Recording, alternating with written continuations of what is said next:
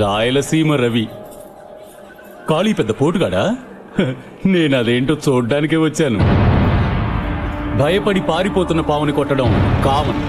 అదే తోక మీద లేచి బుస కొడుతుంటే కొట్టడం వెరైటీ. నిన్నెక్కడ పట్టుకుంటే అక్కడ కాళీగాడు లేచి బుస కొడతాడు కదా.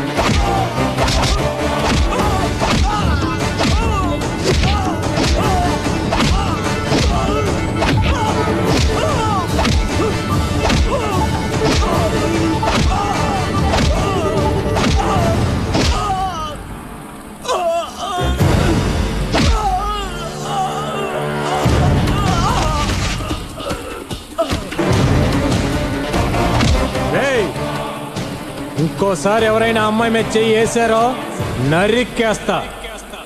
ఆ అమ్మాయి ఎవరనుకున్నావు? నా కాబోయే భార్య.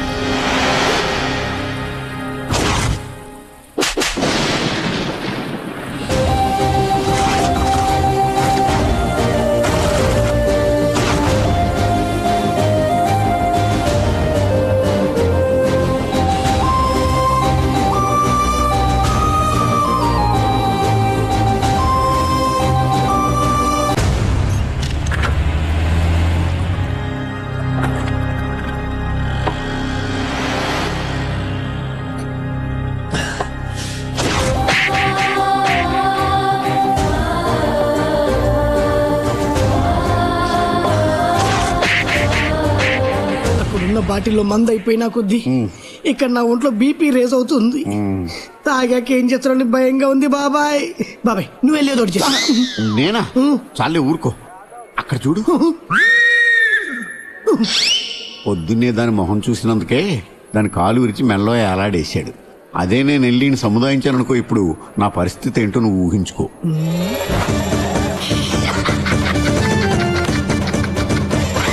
ఏంట్రా అంతనవుతున్నావు? నీ పరిస్థితి ఊహించుకుంటే నవ్వొస్తుంది. అంతొద్దమ్మా, నేను ఇంకా నయ్యం డైలాగ్ తోటే సరిపెట్టాను. నువ్వు యాక్షన్ ఓవర్ యాక్షన్ కలిపి చూపెట్టావు. నీ పరిస్థితి ఏంటో ఊహించుకో. ఇదిగో 5 పైసలు ఉంచుకో. బాబాయ్ తలుచుకుంటేనే నరకం కనిపిస్తుంది.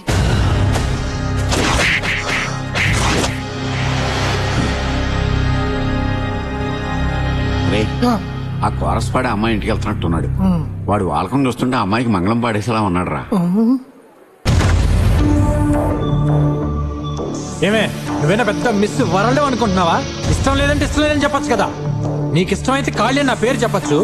అదే నేను ఇష్టపడి పెళ్లి చేసుకుంటానంటే కొడతావా? నువ్వేదో ప్రేమతో నా ముఖం మీద విభూతి పెట్టేవనుకున్నానే, కానీ ఇప్పుడు అర్థం అవుతుంది నువ్వు పెట్టింది పంగ నామం అని.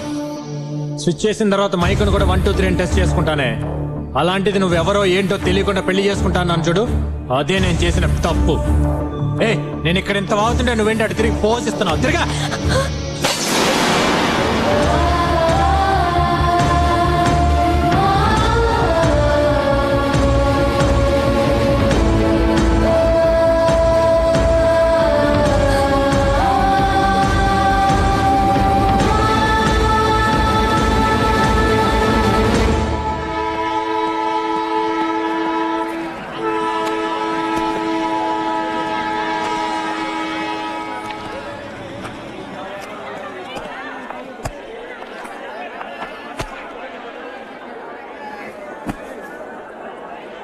ఎంతండి ఇది?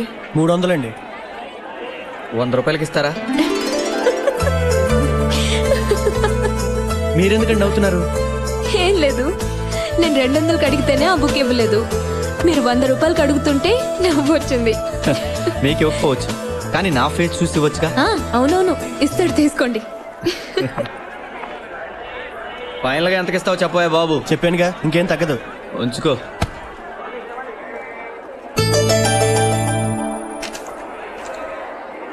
హలో, ఈ టికెట్ మీదా? అవునండి, నాదే. థ్యాంక్స్ అండి. బుక్ చూస్తూ మర్చిపోయాను. టికెట్ కూడా మర్చిపోయేంత ఇంపార్టెంట్ ఆ బుక్ మీకు? రేపు నా ఎగ్జామ్ కి బాగా ఉపయోగపడుతుంది. ఓ అయేసా, అయితే ఆ బుక్ తీసుకోవచ్చుగా. తీసుకోవచ్చు, కానీ 300కి తక్కువ ఇవ్వనంటున్నాడే. అయితే 200కి ఇస్తే తీసుకుంటారా మీరు? సరే, ఆ 200 ఇవ్వండి. మీరు 2 నిమిషాలు తీసుకొస్తా. మీరు వెళ్ళి లోపలికి కూర్చోండి, ట్రైన్ బయలుదేరేలోపు నేను వెళ్ళి తీసుకొస్తాను. ఇదిగోండి మీ బుక్. నేను అంతసేపు అడిగితే ఇవ్వలేదు, మీకెలా ఇచ్చాడు? అదేనండి మన టాలెంట్. దాని సంగతి వదిలేండి. ఈ బుక్ మీకు ఎగ్జామ్లో చాలా ఉపయోగపడుతుంది అన్నారుగా, తొందరగా చదివండి. ఏమండి, అలాగని ఎక్కువసేపు చదవకండి, రేపు మార్నింగ్ ఎగ్జామ్ హాల్లో నిద్రపోతారు.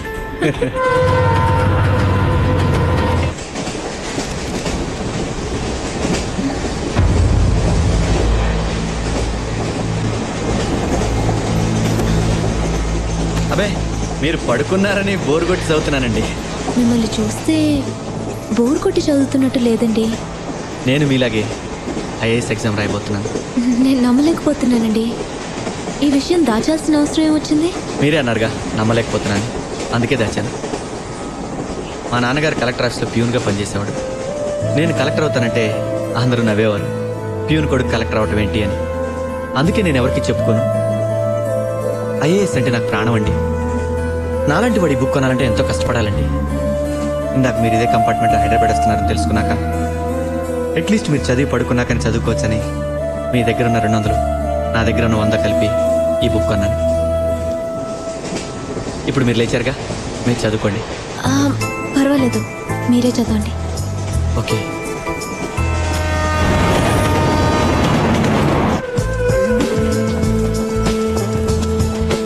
ఏమండి, ఏమండి, లేకండి లేకండి. ఏంటండి అలా చూస్తున్నారు? వేరే ఫ్రెష్ డ్రెస్ లో కనిపిస్తుంటే. అదా, ఎగ్జామ్ రాసి ఎలాగో సాయంత్రం బయలుదేరిపోతాం కదా, మళ్ళీ దానికోసం రూము రెంటు, పైగా మన పర్సు కూడా పెద్ద వెయిట్ లేదు, అందుకే ఇక్కడ రెడీ అయిపోయా. సరే, నేను కూడా రెడీ అయ్యి వస్తాను. తొందరగా వెళ్ళండి, స్టేషన్ వచ్చేస్తుంది. అలా సూర్య నాకు పరిచయం అయ్యాడు. మరో అరగంటలో ఎగ్జామ్ స్టార్ట్ అవుతుందనగా ఆ రోజు ఎవరో రాజకీయ నాయకుడి హత్య జరగడం వల్ల వాళ్ళ మనుషులు గొడవ చేశారు, బంద్ చేయించారు.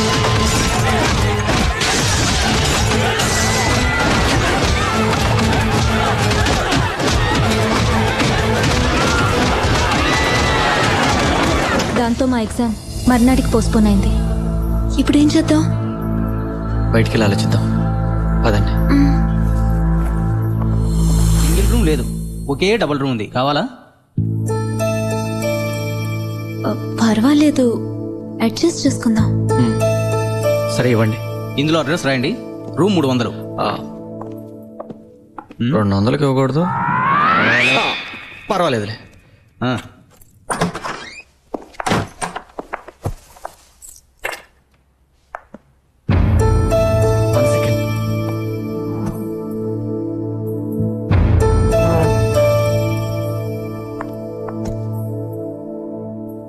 ఏదోటి లక్కీగా రూమ్ దొరికింది.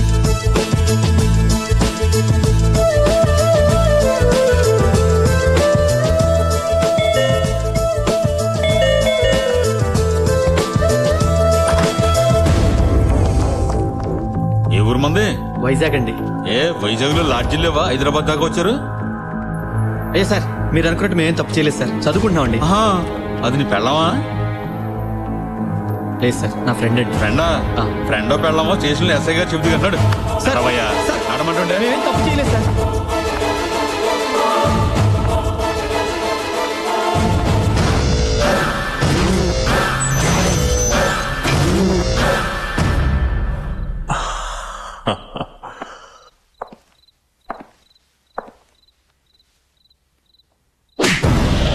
మరో పనేం లేదరా మీకు?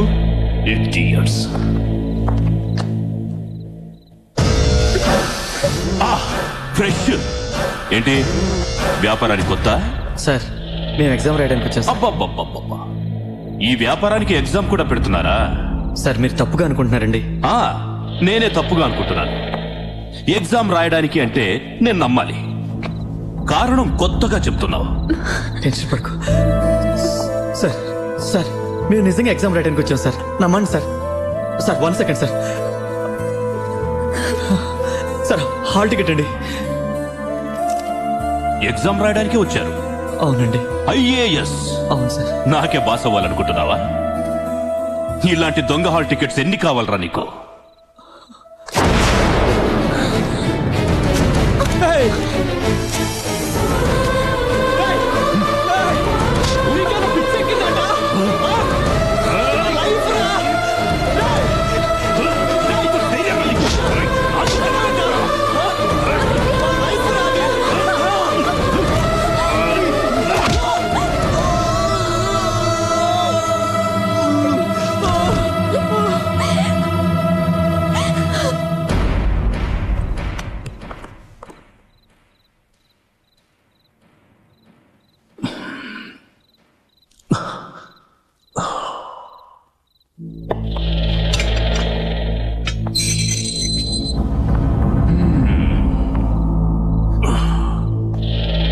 నాకు తెలుసు నువ్వు అలాంటి దానివి కాదని. గొడవ చేయకుండా నాకు కోఆపరేట్ చేయ. పొద్దున నేనే ఎగ్జామ్ సెంటర్లో నిన్ను డ్రాప్ చేస్తాను. చంపేస్తున్నావే.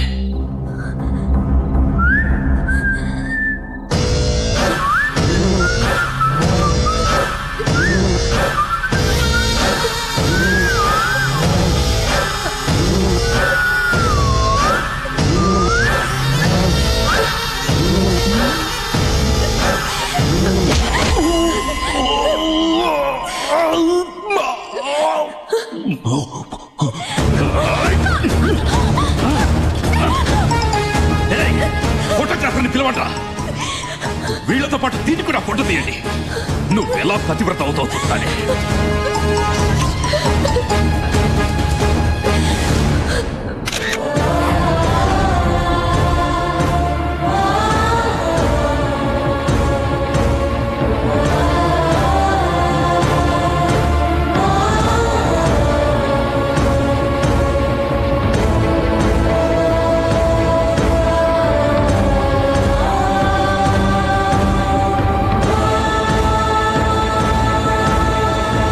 వ్యభిచార నేరారోపణ కింద అరెస్ట్ చేయబడిన జ్యోతి, సూర్యలు తాము చెప్పుకుంటున్నట్టుగా సివిల్స్ పరీక్షలకి హాజరు కావడానికే వచ్చారని నిరూపణ అయింది.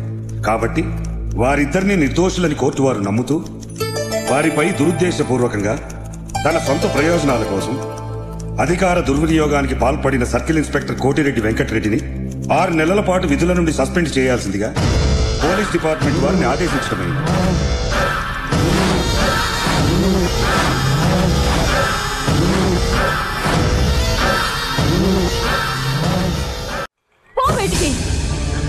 నీ నిర్వాకం పేపర్లో వచ్చిన దగ్గర నుంచి ఈ వీధి వీధంతా మా మొహాల మీద ఉమ్మేస్తున్నారు. నేనేం తప్పు చేయలేదు పిన్ని.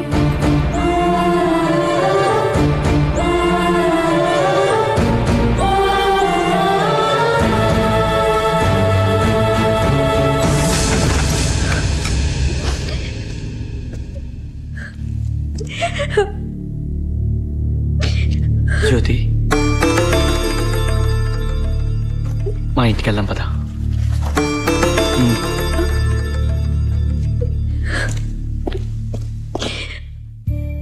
చూడమ్మా, జరిగిందంతా మర్చిపో. అదే తలుచుకుని బాధపడద్దు. నిందలు వేసేవాళ్ళు నోళ్ళు మూయటం చాలా కష్టం.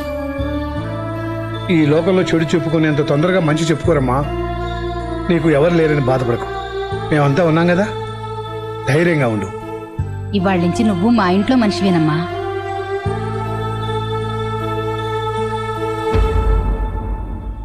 అయిన వాళ్ళ నుంచి దూరమై అనాథలా ఉన్న నన్ను సూర్య అమ్మ నాన్న ఆదరించారు. ఆ రోజు నుంచి నేను వాళ్ళ కుటుంబంలో ఓ మనిషిని అయ్యాను. జ్యోతి, ఈ అప్లికేషన్ ఫిల్ చేయి. కలెక్టర్ అవడమేమో కానీ కోచింగ్ సెంటర్లో అప్లికేషన్ తెచ్చుకోవడానికి పెద్ద కష్టమైపోయింది. ఇదేంటి ఒక అప్లికేషన్ తెచ్చా? ఒక ఇంటికి ఒక కలెక్టర్ సరిపోరా? సూర్య, జోక్ చేయొద్దు, నేను సీరియస్గా అడుగుతున్నాను. నువ్వు ఎలా అడిగిన నిజం ఒకటే జ్యోతి. అప్లికేషన్ తేవడానికి ప్రాబ్లం ఏం లేదు, కానీ మనలో ఒకళ్ళు మాత్రమే ఐఏఎస్ చదవగలం.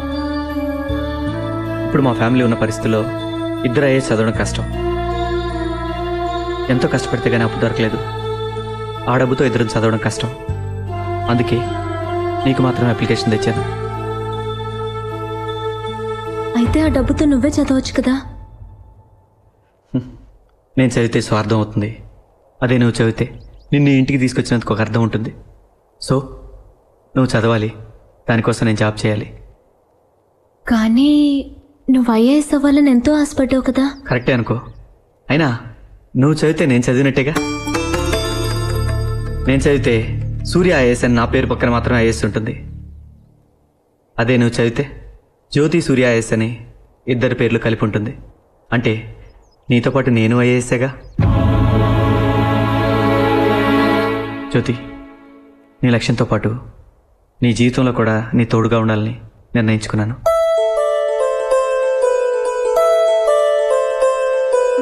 ఏ, ఇది పట్టుకొని ఇక్కడే ఉండు, ఇప్పుడే వస్తా. ఎక్కడికి? ఉండు బొంగోరు, వస్తాగా.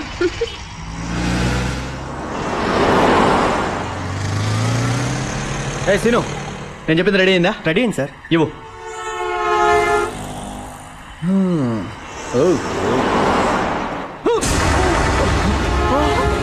నీ అయ్యా చూసుకోండి రా, ఒళ్ళు నట్టు రాదా?